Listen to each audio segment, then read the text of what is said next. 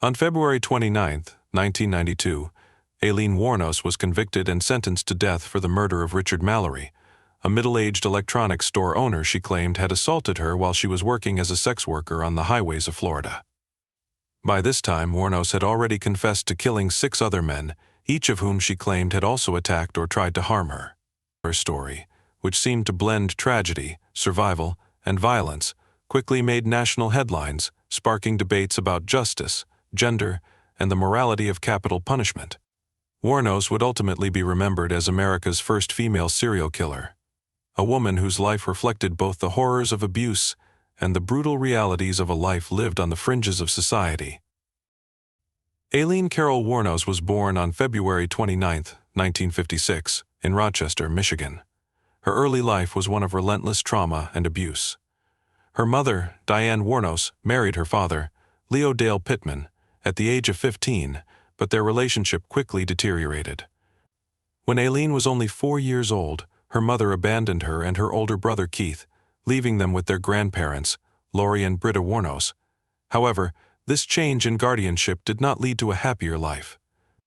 Her grandfather, Lori, was reportedly an abusive alcoholic, and he inflicted severe emotional and physical abuse on both Aileen and her brother. She would later claim that he sexually abused her as well, an assertion that, while not confirmed, painted a bleak picture of her childhood. By the time Wuornos was 11, she had begun engaging in sexual activity, reportedly trading sex for food, cigarettes, and other necessities. She was also raped multiple times, which left her emotionally scarred and feeling alienated from others. As she grew older, her behavior became increasingly erratic and self-destructive. She was expelled from school, and at the age of 14, she became pregnant. Her grandfather forced her to give up the child for adoption, deepening her feelings of shame and rejection. Shortly after, her grandmother died, and her grandfather kicked her out of the house. Homeless and without any support, Wuornos turned to prostitution and petty crime as a means of survival. Over the next few years, Wuornos would drift across Michigan, hitchhiking and living a transient lifestyle. She frequently ran into legal trouble, with a growing rap sheet that included charges for disorderly conduct, assault, and DUI. In 1976, she hitchhiked to Florida, where she met a wealthy yacht club president named Louis Gratzfell. Despite their significant age difference, the two quickly married, and for a brief period, Wuornos seemed to enjoy a semblance of stability. However, her volatile behavior soon resurfaced. She would get into frequent altercations at local bars, leading to multiple arrests. Her marriage ended abruptly after she assaulted Fell with his own cane. They divorced shortly after, and Wuornos returned to her life of drifting and surviving on her wits. Throughout the 1980s, Wuornos continued her nomadic lifestyle, spending time in various jails across the southern United States for crimes such as theft, armed robbery, and fraud. She reportedly lived in abandoned cars, cheap motels, and wooded areas along highways. During this time, Wuornos met Tyria Moore, a hotel maid from Pennsylvania.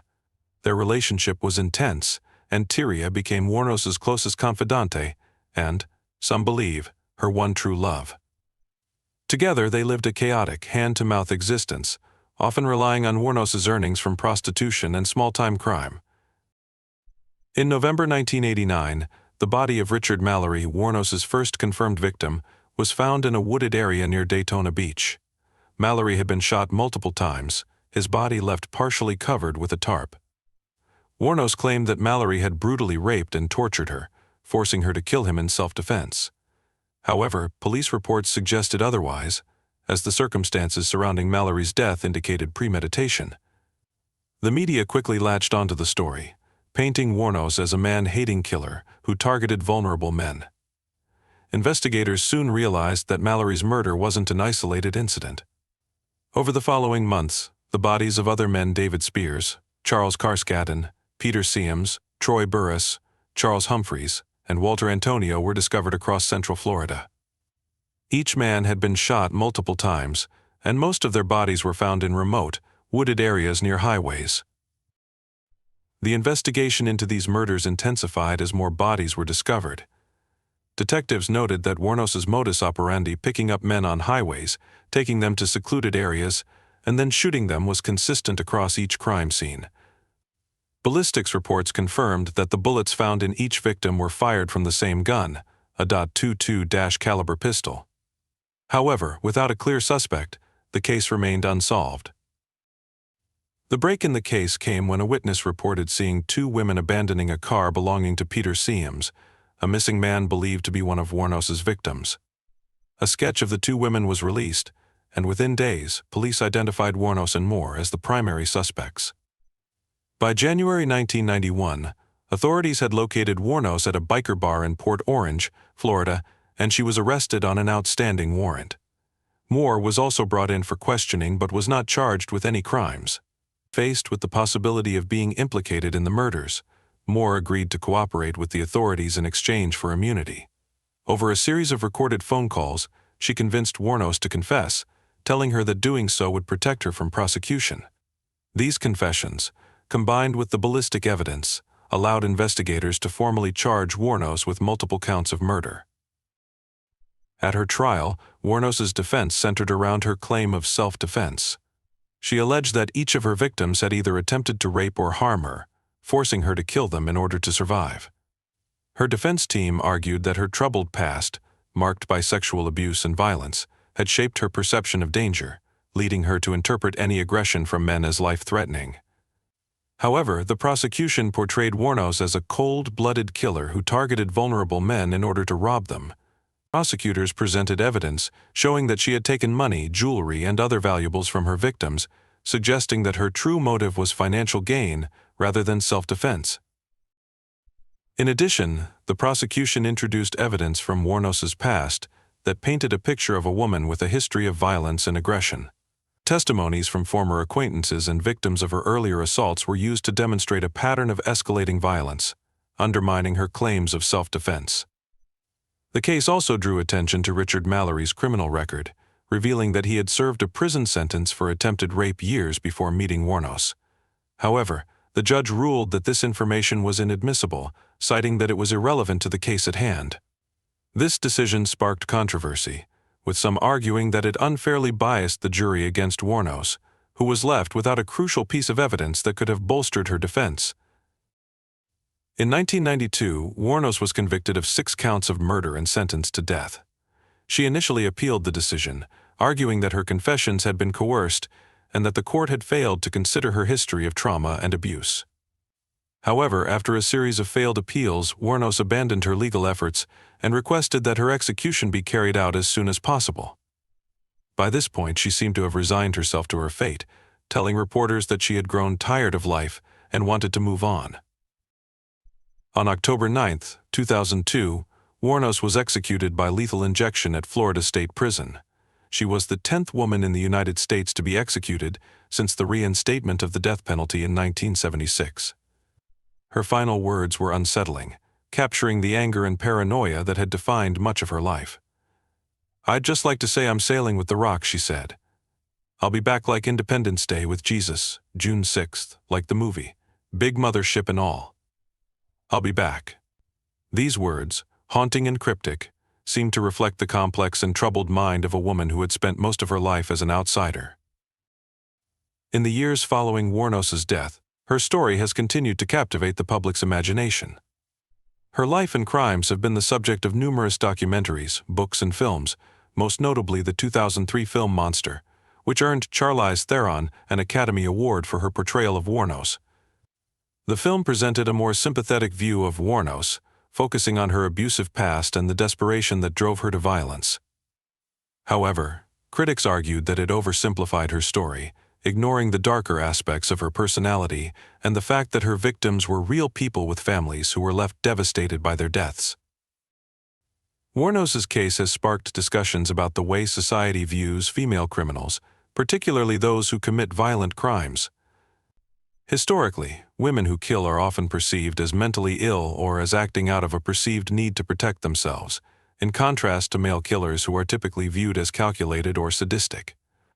Wuornos's case defied these stereotypes, challenging the public to confront the reality that women, too, are capable of cold-blooded violence. Some criminologists have argued that Wuornos's life is a case study in how abuse and trauma can distort a person's psyche, pushing them into cycles of self-destructive and, eventually, outwardly destructive behavior. Her story has thus fueled ongoing debates about the intersections of trauma, mental illness, and criminality. One of the most complex aspects of Wuornos's legacy is the ambiguity surrounding her motives. Her claims of self-defense are controversial, especially given that some of her victims showed no signs of struggle or violence against her. Yet some experts believe that Wuornos's perception of danger was so heightened by her traumatic past that she saw violence as the only viable response to perceived threats, whether real or imagined. This phenomenon is sometimes called hypervigilance, a symptom of post-traumatic stress disorder (PTSD), where individuals feel constantly on guard, scanning for threats and often misinterpreting benign interactions as dangerous. In Wuornos's mind, her experiences with men had repeatedly taught her that they were a threat, a perspective arguably reinforced by the abuse and violence she had endured throughout her life. Each encounter with a customer on the highway could have triggered memories of her past traumas, possibly resulting in a fight-or-flight response. In her case, she chose to fight, even if her response was sometimes deadly and disproportionate to the actual threat. Wuornos's complex motivations, shaped by years of abuse, economic hardship, and mental instability, make it challenging to understand her crimes through a simple lens of right and wrong. Throughout the years, psychologists and criminologists have attempted to piece together the psychology behind Wuornos's actions.